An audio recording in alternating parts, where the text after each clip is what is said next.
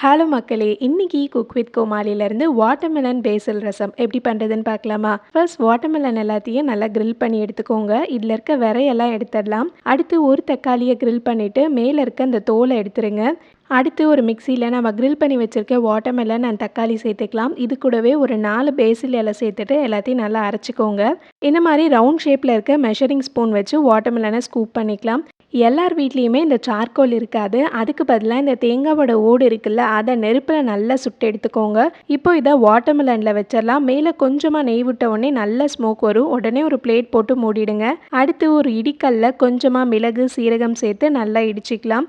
அடுத்து ஒரு பேனில் 1 டேபிள் ஸ்பூன் எண்ணெய் சேர்த்துக்கோங்க. அரைச்சி வச்சிருக்கதை இதோட சேர்த்துடலாம். இடித்து வச்சிருக்க மிளகு சீரகம் மஞ்சத்தூள் கொஞ்சமாக பெருங்காயத்தூள் அண்ட் உப்பு சேர்த்துக்கோங்க.